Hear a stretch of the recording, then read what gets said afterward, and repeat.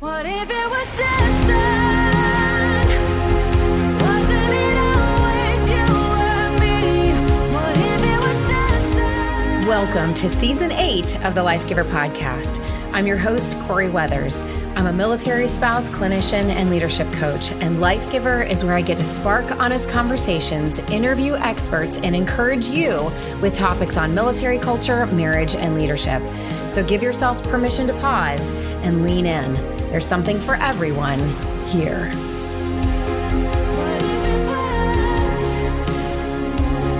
What if it was destined? Wasn't it always you and me? Welcome to the Life Giver Podcast. This is your host, Corey Weathers.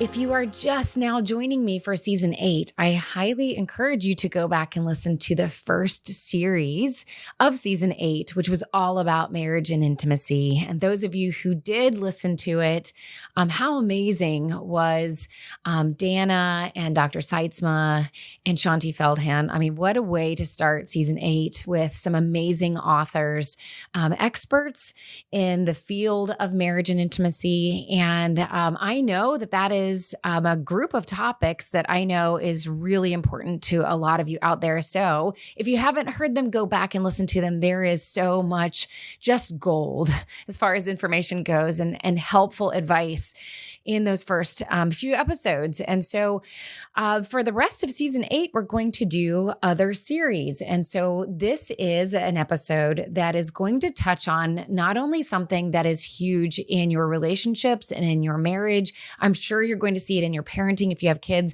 but it's also a topic that comes up in leadership all the time. So I felt like it was the perfect episode to put in between as kind of a bookend for the end of the marriage and intimacy series and the beginning of the leadership series, which is what will come next.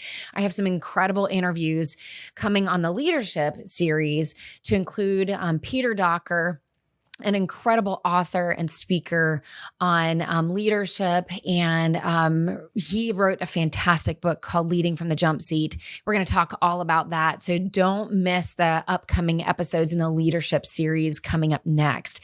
But today, this topic hits all of those at once. And so I felt like it is like a human issue. We see it showing up at home, in our marriages, and at work, and just about anywhere you find yourself in relationship with other people. This topic, which is what is so hard about the apology?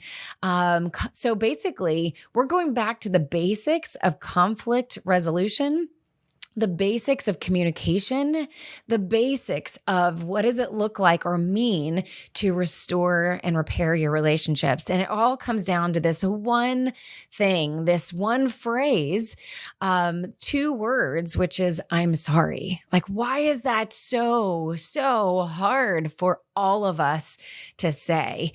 And so I want to kind of break down for you guys today, why is that difficult to say?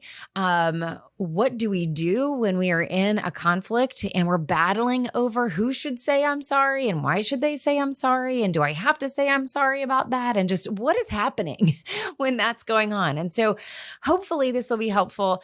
I have to give a caveat that Matt and I, over the course of our 24 years together, have had an ongoing debate, not one that we're necessarily arguing with each other about, but it tends to come up in our conflict, but also is kind of a friendly debate that goes on all the time about, do intentions matter, which is part of that whole like conflict resolution of when there is an apology. Usually for most relationships, there is some argument in there of, I didn't mean it, or don't my intentions matter, right? And so we're going to talk about, do intentions matter? And why is it so hard to say I'm sorry? So that's what today is all about. And hopefully you can, I encourage you to probably listen to this one on repeat, because I'm going to give you a lot of great nuggets that I hope that will stick with you, that you can use in your parenting, but also in the midst of your conflict, give you some steps that you can practice in your relationship. And my goal here is to just remind you that we are not able to strive for perfection happen in our relationships. It's just never going to happen on this side of heaven. And so if we can't get it perfectly every time, I think the realistic goal in all of our relationships is to learn how to repair faster. So misunderstandings are going to happen, hurts are going to happen. We hope that large betrayals or large woundings don't happen, but life is difficult, relationships are messy, and people are flawed. And so we're going to enter into messy conversations. And so we're never going to get it perfect. Our spouse, our child, our boss, our external family members, they're not going to get it perfect either. And so the goal really here is how do we learn how to repair those rifts faster when they happen?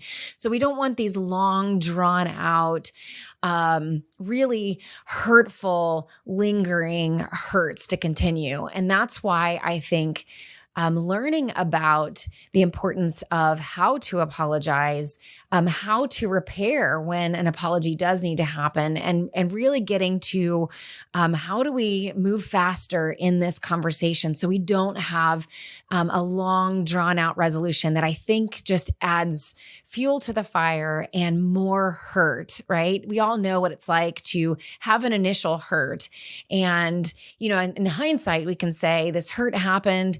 All it needed was an apology, right? All I was waiting for was for an I'm sorry, right? And if you just would have said I'm sorry, this whole thing would have been over with. And then there's like this standoff that happens. And then when we linger or we draw these hurts out forever, then they can cause further wounding, right? So we get into these places of like, why couldn't you say I'm sorry? What is it about our relationship that you don't want to resolve the challenges or the difficulties? Or, it brings up a lot of abandonment issues when those conflicts are not resolved. And so we feel like, what is it about me that you aren't willing to resolve it, right? So whenever we have these forever lingering conflicts with no resolution, it really can do more damage, which is why the power of an apology is so important.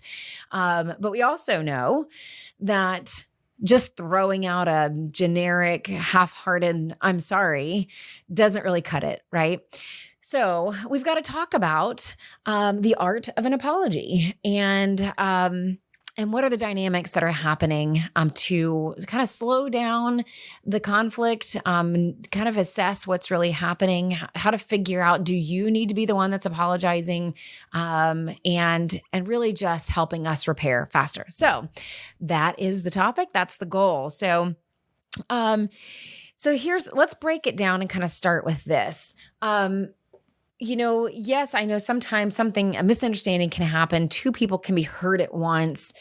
Two people have a problem, at the same time, and they want to address it at the same time. And that's a super messy situation. But for the sake of kind of today's conversation, I'm going to kind of start with or use the hypothetical example of person A feels hurt by person B and is bringing it to person B to say, I'm hurt. You did something that bothered me, that hurt me, that frustrated me, that upset me, and is waiting for person B to respond with an apology. So that is the framework that we're going to use to talk about today.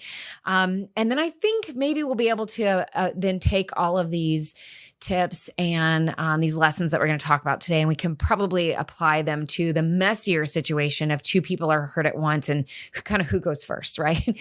So the scenario is person A is going to person B and saying, you hurt me, right?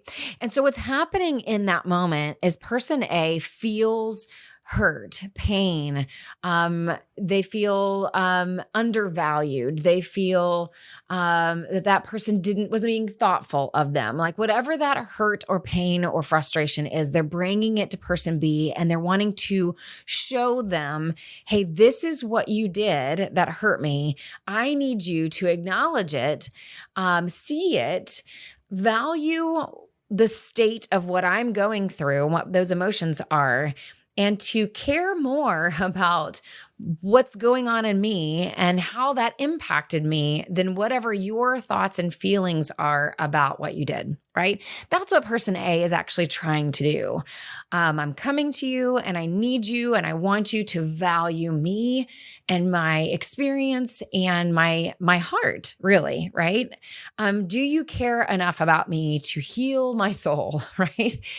But what usually happens is person B doesn't see that first. In fact, they have a variety of experiences happening in their own mind and body that sets off all of these alarms, and a variety of reactions can occur, and none of them are what person A were hoping for, right? Which leads to further hurt, which leads into more conflict. So let's talk about what happens in person B. Like, what's the common responses that land these two people into even more conflict or heightened, even explosive conflict from there, right? So there's a couple things that typically happen in person B. Number one, they get defensive, right? Like, this is probably one that happens in your relationships all the time. It's so easy for any of us, including me, to get defensive when we've done something wrong and someone else has pointed it out, right? We're going to talk about here in just a minute whether or not person B thinks they did something wrong or not, right? But let's just talk about their reaction. So this is kind of what person A is experiencing watching person B. When they've been told you've done something wrong, how does person B react? So defensiveness is basically another way of person B saying, no, I didn't do that thing that you're pointing out. Therefore, something is wrong with you, right? So it reminds me of that childhood rhyme that says, sticks and stones may break my bones, but words will never hurt me. Or I'm rubber, you're glue, whatever you say bounces off of me and sticks to you, right?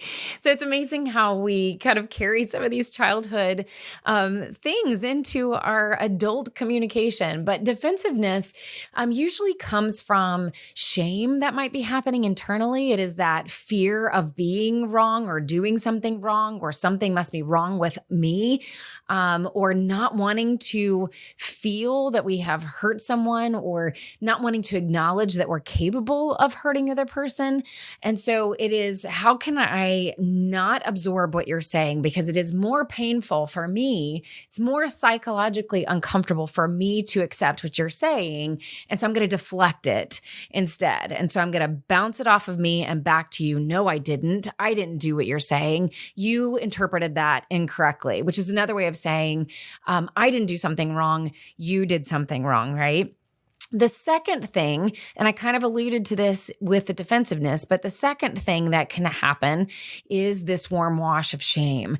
And so shame is very different from guilt. So guilt is productive. Guilt is what person A is hoping for, right? Because according to Brené Brown, which I think she has the most fantastic definition of guilt versus shame, guilt is, I've done something wrong.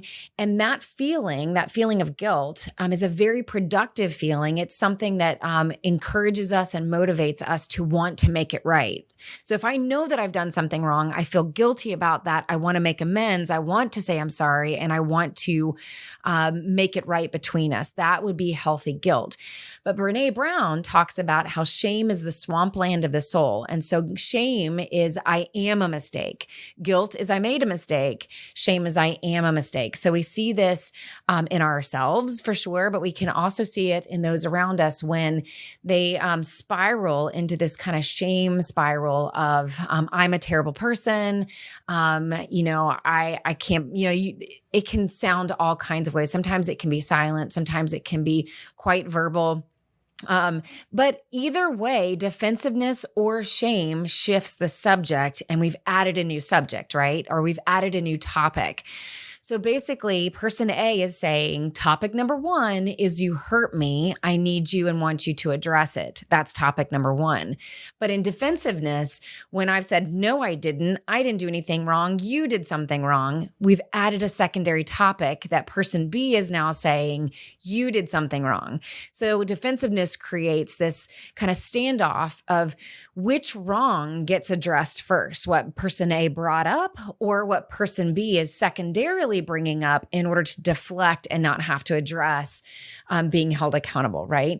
Shame, that secondary response that we might see from person B is another secondary topic, right? Person A has said, you've done something wrong and I'd like to hold you accountable to that.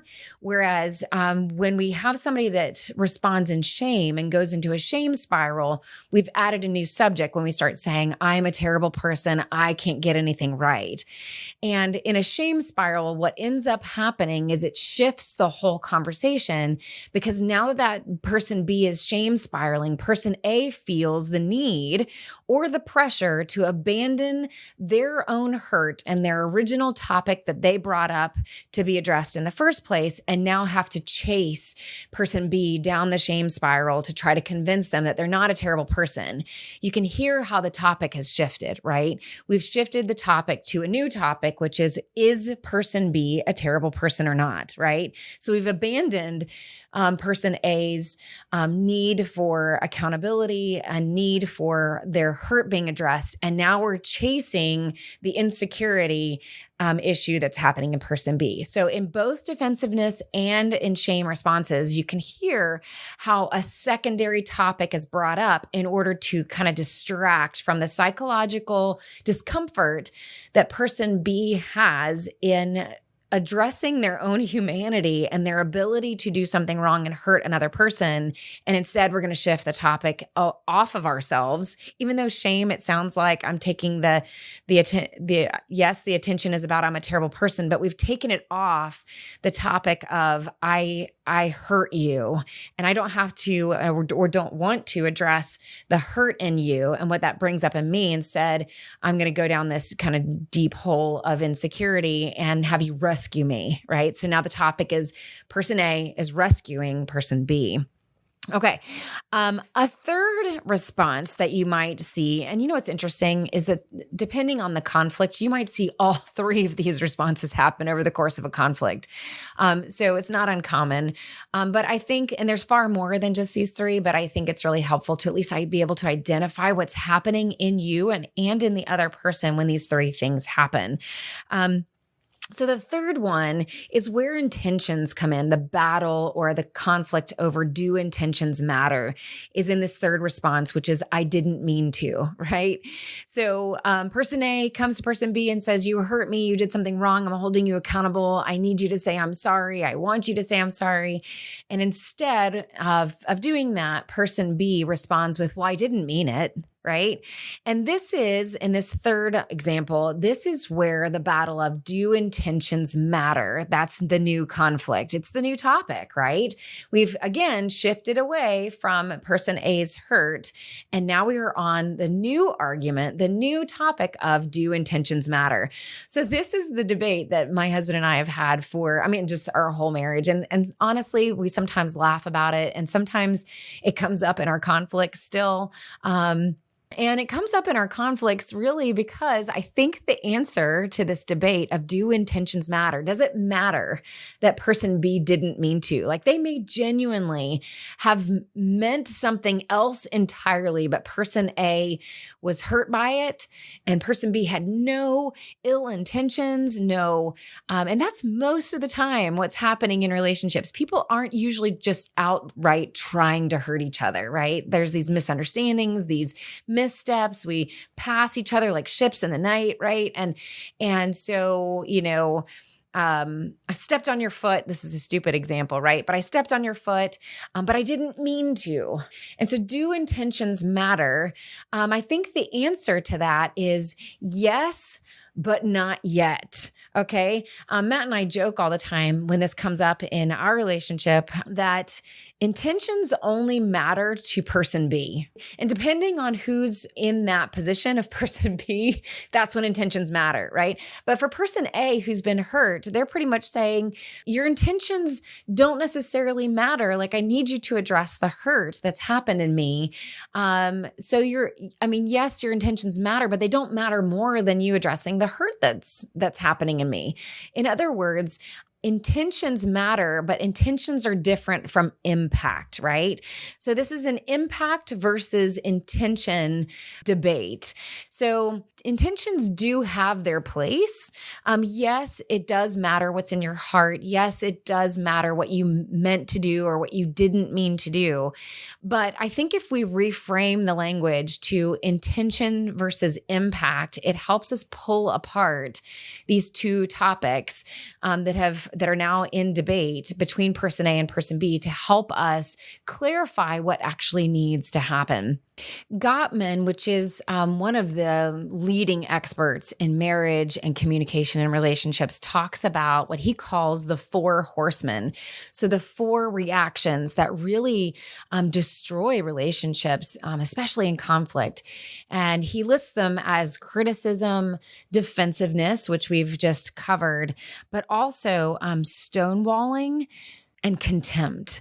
These 4 horsemen are just relationship killers, if you will. And he talks about how especially contempt is one of the horsemen that he has seen, that if we're getting to a place where there's just contempt, which is just flat out meanness that's happening in the relationship, that relationship is really headed on a path for dissolving or destruction.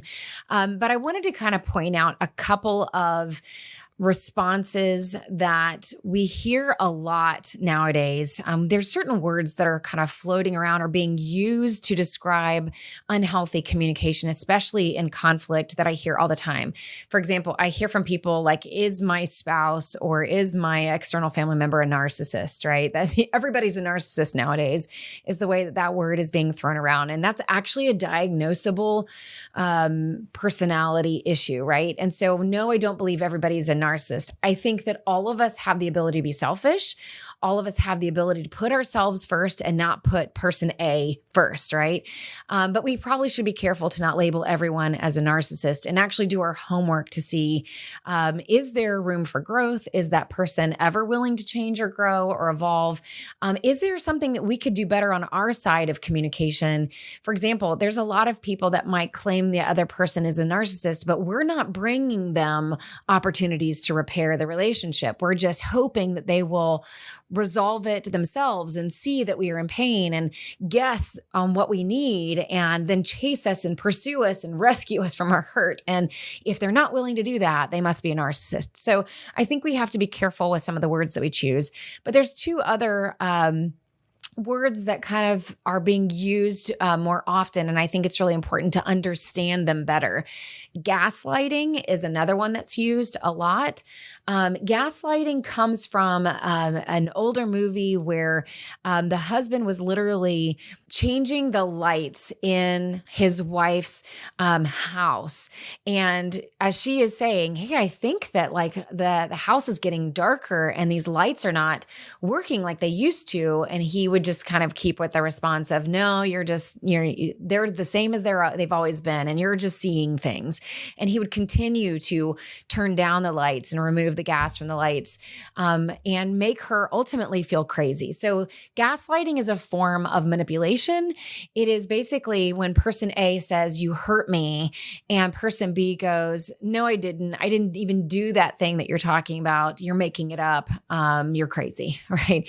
So it is talking the other person out of their reality, talking them out of their experience and saying that thing that you're talking about didn't happen at all and you are imagining it, right? So that's gaslighting, and it is a purposeful use of manipulation in order to avoid the psychological discomfort of changing or growing or seeing this thing that you have done to person A. Stonewalling is another response that we see often from those who don't have the coping skills to handle conflict. And there's a lot of reasons why people struggle with handling conflict. It could be the way that we were raised. It could be traumatic experiences that we've had. Maybe we just didn't learn the skills of how to handle conflict. Maybe we grew up in a home where we just debated and screamed at each other, or silence all the time, and issues were never resolved, right? For whatever the reasons are, all of us enter adulthood with a limited ability or capacity on knowing how to handle conflict.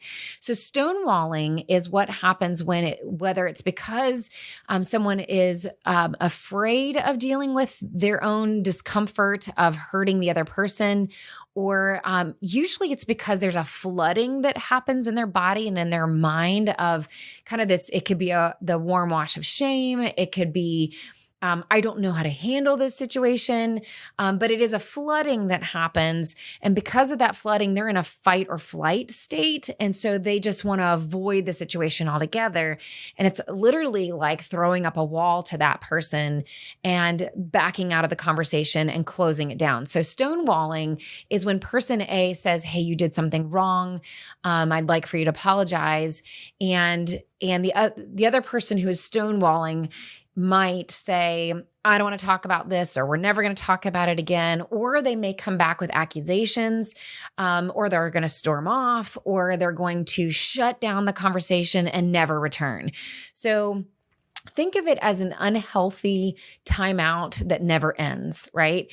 And so any time we have a timeout, whether we verbalize, I need to take a break and take a timeout, or whether we stonewall and just run away, it triggers abandonment in the relationship if we're never coming back to the table and never resolving. So stonewalling is pushing the other person away, shutting down the conversation, and leaving person A with their unresolved feelings that are not addressed. And it really triggers a lot of insecurity, a lot of hopelessness, a lot of worthlessness that comes up in them, because ultimately their experience is that person B doesn't value them as worthy enough or valuable enough to repair the relationship. And so they're left kind of entering their own shame of what is it about me, or why don't you love me enough that you would want to resolve this issue between us?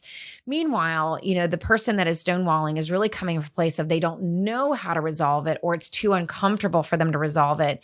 And so it's easier just to shut down and push away. So, hopefully that helps you understand the differences between gaslighting versus stonewalling, defensiveness, shame, like all of these different things that might come up in person B. And all of these, right? All of these that we're covering are the reasons why these two words of I'm sorry are just so hard to say.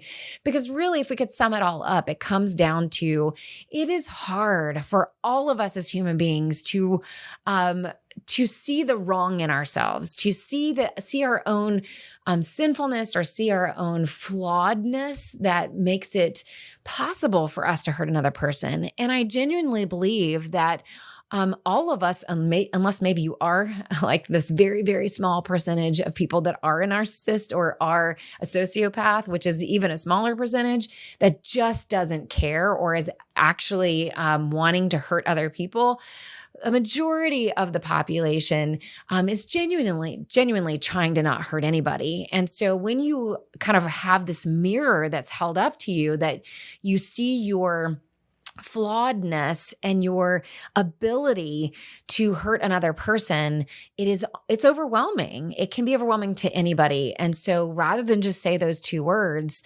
and let's be honest, how we say those two words, I mean, that gets us into a whole other conversation of like, is this conflict going to end, or were those two words good enough? They're scary to say. It's scary to humble ourselves. I remember our son, who's now almost 16, he had the hardest time as a kid when something would happen on the playground and he would need to say, I'm sorry. It was the longest standoff ever. for him to just say, I'm sorry.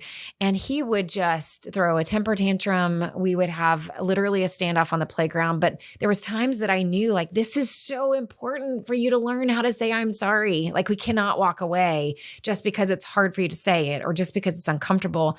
And I remember there was moments where however long the standoff was, eventually when it came time for him to say, I'm sorry, he would burst into tears.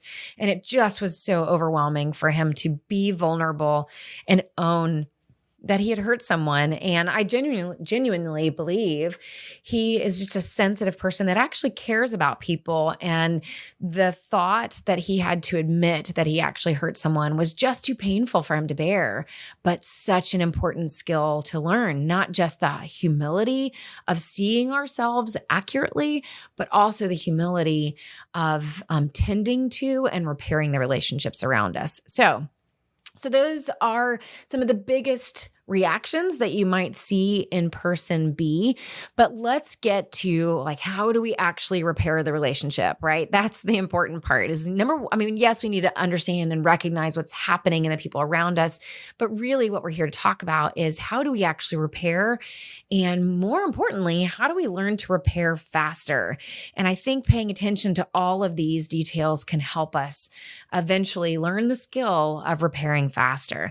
So going back to that number 3 of I didn't mean to, going back to intentions, I think that what can help us move towards maybe changing our language, when most of us aren't meaning to hurt anybody and we get into this debate of do intentions matter, perhaps a new framework or a new language of what it is that we're actually talking about. And I can't take credit for what I'm about to share with you. I actually found it in an article, but I wanted to share it with you and I'll put it in the show notes because it's a really great pulling apart of intention versus impact.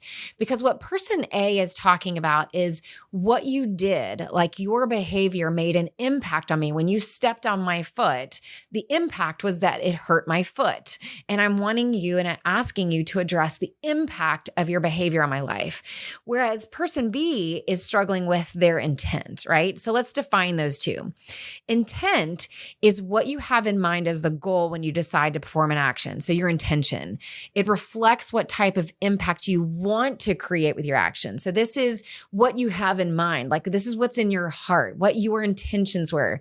When New Year's Eve comes around, we set intentions for the year. It's what you have in mind of what you want your year to feel like, or what you want your year to look like. And so in relationships, we have our intention, what we have in mind of what we want the other person to feel and experience of us.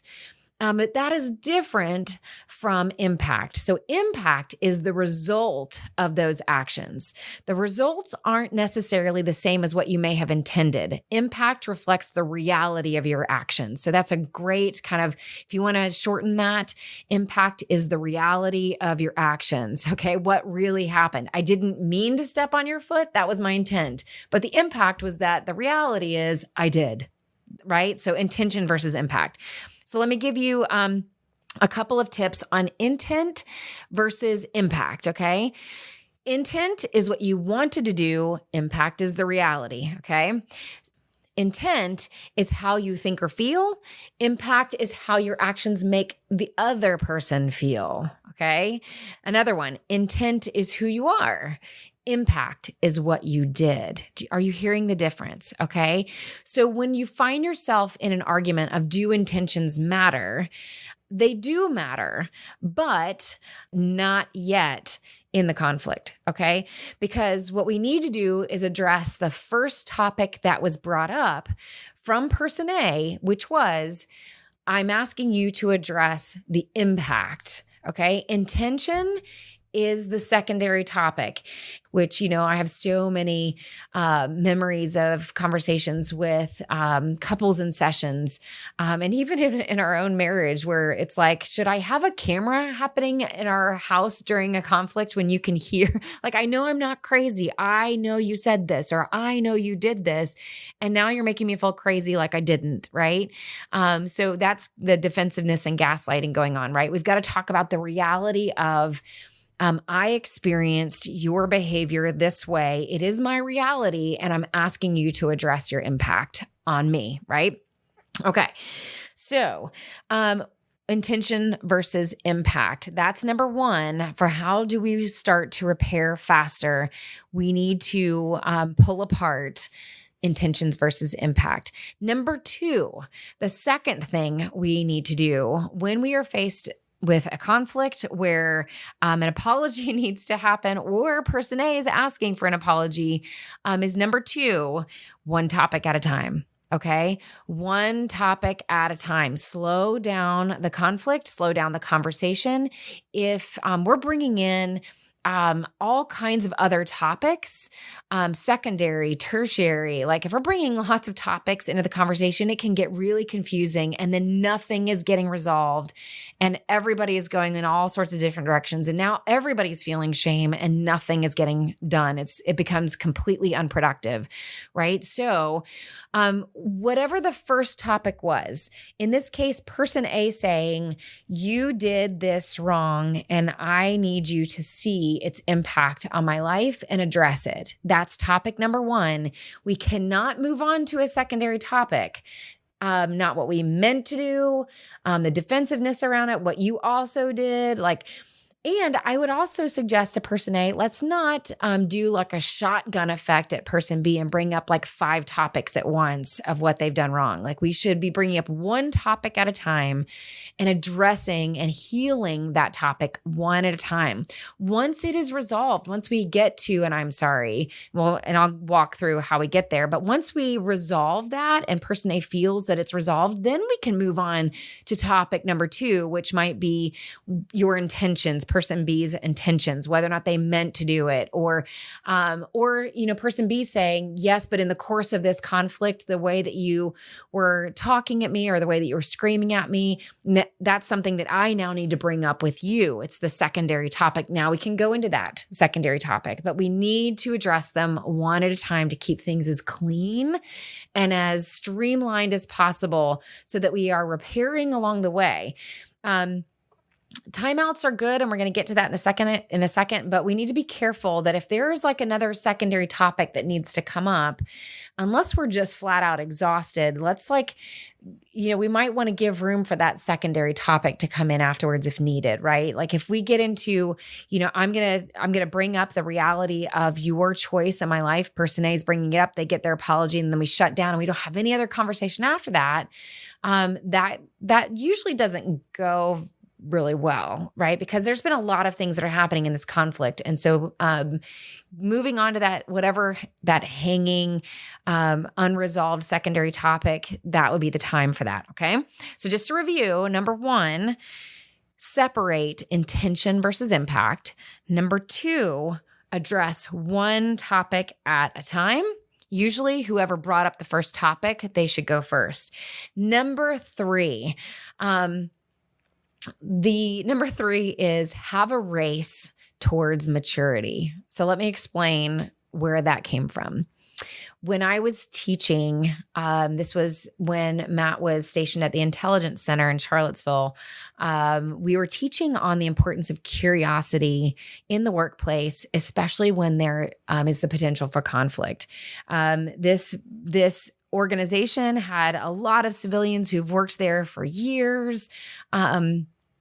There was a lot of opportunities for conflict and a lot of unresolved conflict. And so we were talking about the importance of being curious into the other person. It's basically the skill of, it's great. I didn't even add this to our list of things to work towards repair, but we could make this another one. But when a person A brings a topic to you and they're asking you to apologize, it can be extremely effective for if you are person B to leverage curiosity in that moment. It really helps you turn down the defensiveness and all of the unhealthy reactions by simply leveraging curiosity and thinking about what person A's experience is. It kind of fast tracks you through this repairing process. And so that's what we were teaching at the Intelligence Center, was the importance of curiosity. And there was a man in the way back of the room that stood up and said, how do you decide who goes first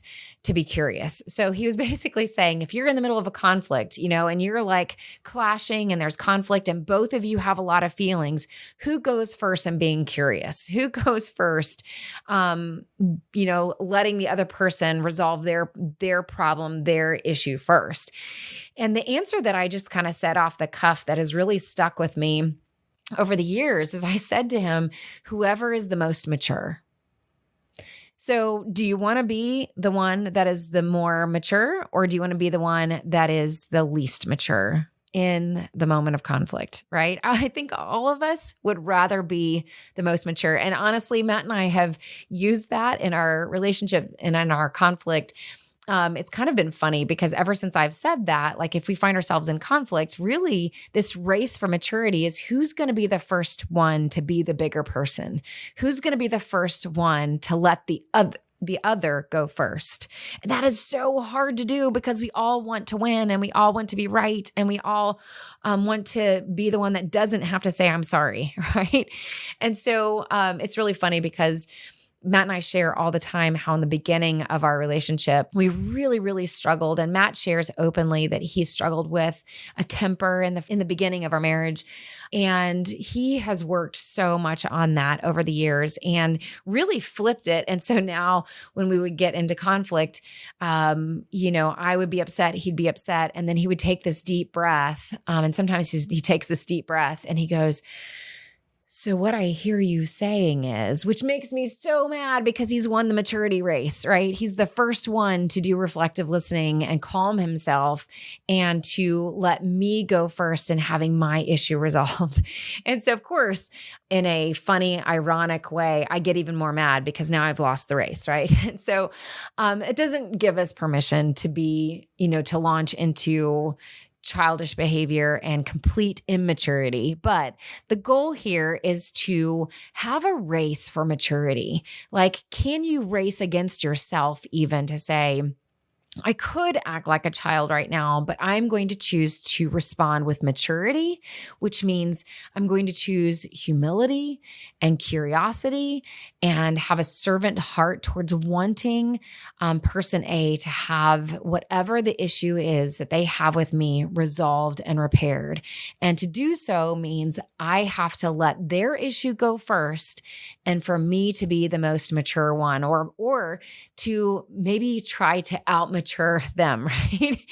So it's kind of like a little game you can play in your head that kind of pulls you out of defensiveness and pulls you out of kind of the childish mindset and instead into kind of that servant heart and that adulting process of humbling yourself, okay? So again, we're reviewing pull apart intent versus impact. Number 2, one topic at a time. Number 3, have a race for maturity. Number 4, take healthy time outs. Okay. Cannot stress this one enough. We covered stonewalling, which is like an unhealthy timeout where we never come back and have a time in. So a healthy time out is being able to acknowledge when things are out of control, when you are having flooding, which is what usually leads towards gaslighting or stonewalling or defensiveness.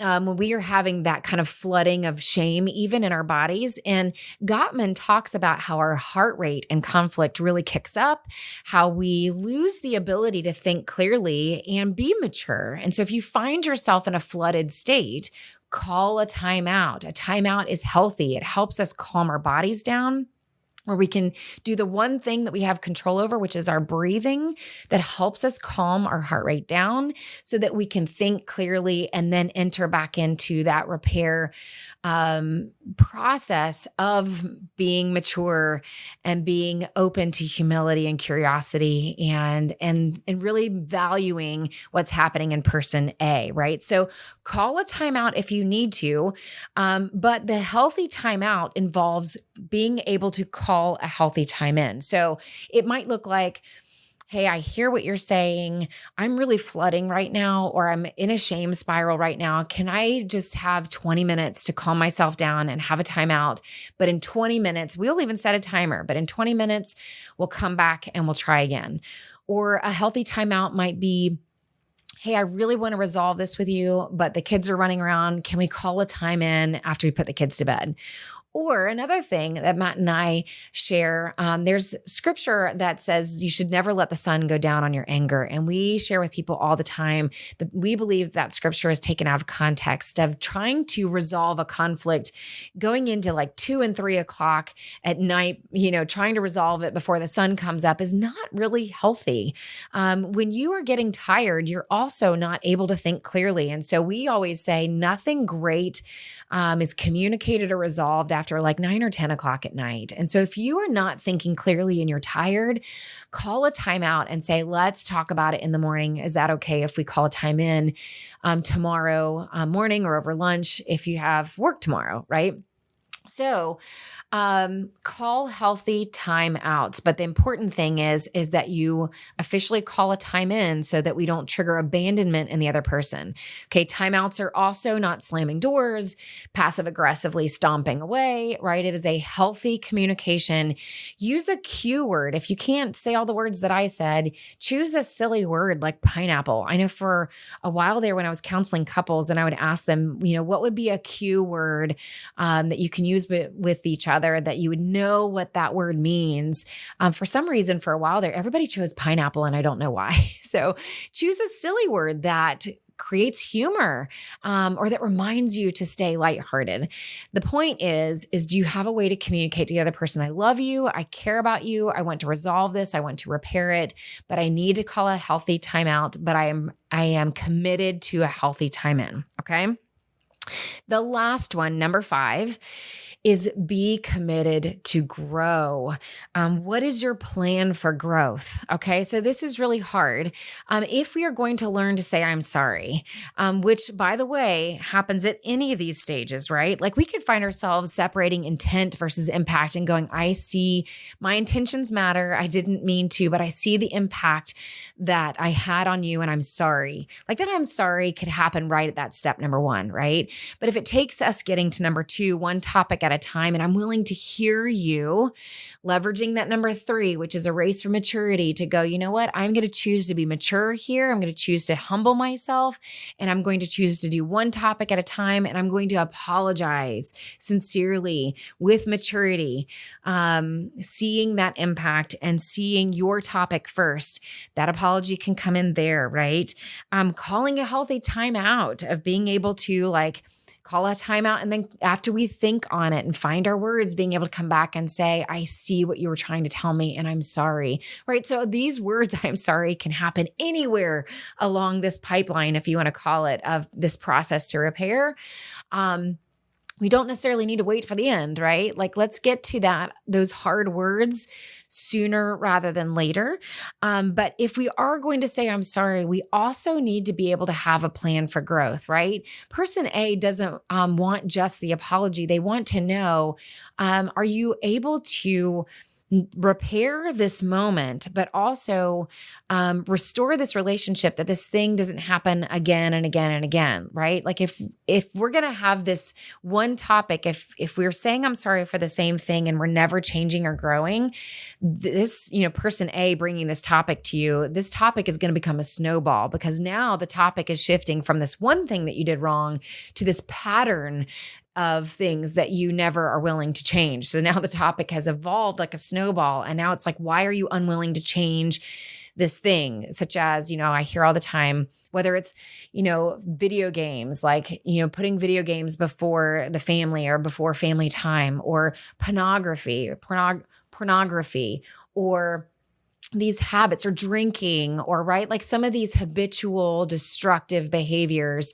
Yes, the drinking is the thing that I'm asking you to address. But if we are not willing to grow and say, I'm sorry, and actually have a plan for growth, that repetitive behavior is going to become a pattern. And now it becomes a bigger topic, a bigger issue. And we don't want that to happen, right? So if we're going to say, I'm sorry for something, there needs to be some kind of plan for growth. How are we going to slow down those habits? How are we going to address that habit? How are we going to acknowledge that this is something that I did and I'm going to try to not do it again? So have some kind of plan or answer, or maybe that's where the conversation goes, is how do we address this happening again? Obviously, if this is you stepped on my foot, right? Like may not be a huge issue of like, now I need to have a plan for how I'm not going to step on your foot in the future, right? Those are those accidental things that happen, and I'm sorry. Moving forward. But I know that a lot of what you guys are dealing with, whether it's in your marriage or with your kids or at work, is a lot of times these things that you're bringing up that you're wanting to address in the relationship is more about a pattern of behavior that you're asking to change. And that's where all the defensiveness and shame comes in, because that other person B, may not know how to change the pattern, right? So that's why having a plan or coming up with a plan or having some kind of initial agreed upon plan for growth may be really helpful and important. So, I'm sorry is so hard to say. Perhaps it's one of those phrases that each of us need to say or practice in the car or practice in front of a mirror or whatever to build the skill of being able to say it faster and say it with full heart and full meaning, right? When it all comes down to it, your relationships are important. The people in your life matter, and they matter more than the job. They matter more than anything that you could accomplish in your life. And keeping those relationships healthy and connected and free and clear from all of the hurt and all of the misunderstanding is the most important thing that you could commit to doing in your life. And so I think to close today, I'm just going to invite you to think about, is there any relationship in your life right now that is deserving of an apology from you? Is there any relationship where someone has pointed out something that you've done wrong and it's overdue for an apology from you? Maybe there's something that you have done and maybe person A didn't even bring it up yet, but you could have handled it better, or that it's something that you need to work on and that you're really struggling with it, but it's hurting them or it's causing distance in your relationship with them. What can you do to be the first one to win the maturity race by humbling yourself and addressing it before they can even bring it up with you? That is like the most glorious form of healing that happens in our relationships, is when we are willing to see our flawedness, see our imperfection, and give ourselves the grace to go to someone first and acknowledge where we could be better. Seeing what we could do better and saying out loud, I know it could be better, is not shaming ourselves. It's seeing ourselves soberly, seeing ourselves in reality, and not just what we wish that we were, and acknowledging that with a plan of how can you work on that, or how will you work on it. One of my favorite things to do, which goes all the way back to my book, Sacred Spaces, and the blue bracelets that I encourage people to wear when they put a bracelet on their arm to remind themselves kind of this, sometimes we don't work on things, or we forget that we're willing to work on things because it's out of sight, out of mind. And so putting a bracelet on, that's something that I can see on my wrist as a reminder of, this is what I'm working on right now. And this is what I'm focused on. And I don't want to forget it because it impacts the lives and the relationships around me. Put something on your wrist that reminds you of this plan for growth that you have for yourself, for your own sake, but also the relationships around you. So if there's someone for you to reach out to today, I'm going to encourage you to take that step. It's uncomfortable and it's vulnerable, but it's so important that we know how to do it. And I promise you, there's bonus points when we go to that person first before they have to bring it up with us. Lastly, this is where I think the conversation around strengths is so important. When I work with couples and individuals and teams using the Strength Finder from Gallup, one of the things that we talk about a lot is our top 5 or even our top 10 strengths is what comes easiest and most natural to us. Whereas when we open up our results and see our full 34, because there's 34 themes that Gallup have decided are these talents that show up naturally in the humans across the world of every country and every population. There's these 34 themes, and there are bottom strengths of mine that are considered my weaknesses. And so it's really helpful for me to know what my weaknesses are. For example, adaptability is number 33 for me, which means when big changes happen, it's really hard for me to adapt quickly, which means I may not necessarily respond as the best version of myself. Like if something really big is happening or if we're PCSing, and Matt knows to give me grace on that because it just doesn't happen very quickly for me to adapt my perspective. I need a little bit of time to refocus, right? I also know that he has empathy as number 34, which might shock some of you guys. He's incredibly compassionate and he's wonderful with people, but he just doesn't need to feel the feelings of other people in order to serve them and love them.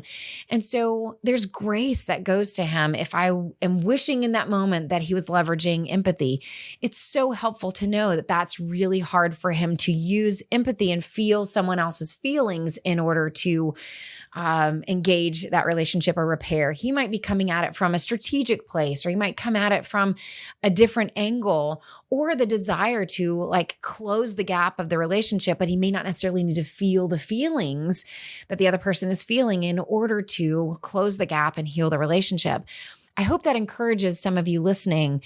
There's a lot of service members out there that have empathy pretty low on their results, but that doesn't mean that they're unwilling to value you. If you are bringing to them, I need you to know how I feel, they can hear how you feel and they care about how you feel, but we need to be careful to not want the other person, to want person B to feel our devastation or feel our hurt in order to value our experience, right?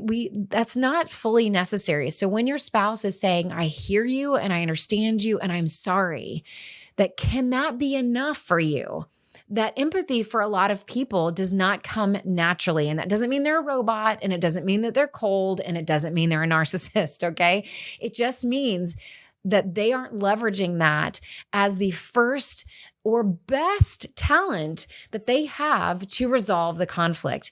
They are still acting out of love and concern and out of desire to close the distance in the relationship, but they aren't necessarily needing to feel your feelings in order to do that or for it to be love, okay? So strengths can be an incredibly helpful tool to use in your relationships, whether it's at work or in your team or in your parenting, especially in your marriage, especially, to help have new language of not only how we see each other and how we value each other, but also what is each person bringing to the table as their best version of themselves, the talent that they're bringing to the family, to the marriage, to parenting, but also how are they bringing those strengths to resolve conflict? Because I guarantee you they're using their strengths to resolve that conflict in love. And sometimes their strengths are kind of going off that creates the defensiveness or the reactions that we may not want to see, but it's really them trying to solve the conflict out of love. But strengths are so much easier to pull from than our weaknesses. So hopefully that makes sense. If it's something that you would like to pursue more, reach out, go to my website. It's CoreyWeathers.com, where you can find out more on how to do coaching with me. I love to work with teams. I love to work with marriages, and I love to apply it to parenting as well, where we can talk about how to use your strengths more appropriately. It really does a great job of increasing productivity in your teamwork, but also reducing conflict. Thank you guys so much for joining me. I hope this was helpful. Share the podcast with someone else. Maybe if you had a conversation with a girlfriend or with someone at work about how there's conflict going on, and maybe this is a new way for us to address it, share it with others. I really rely on your word of mouth reviews. Also, subscribe to the podcast. It shows up in all of these platforms when more people subscribe. Leave a review. That helps other people find the podcast as well. Most importantly, thank you for joining me for season 8. I'm so excited about the leadership series. I hope you'll enjoy it. Thanks for joining me. Thanks for listening. And I'll meet you right back here for the next episode of the leadership series. Thank you for listening to the Life Giver podcast. If you haven't already, please subscribe to this podcast or leave a review so others can find it as well. Were you thinking of someone else who would benefit from hearing today's episode? You can be a life giver to them by simply sharing it with an encouraging note. If you would like to connect with me or find out more about my work, you can visit www.coryweathers.com.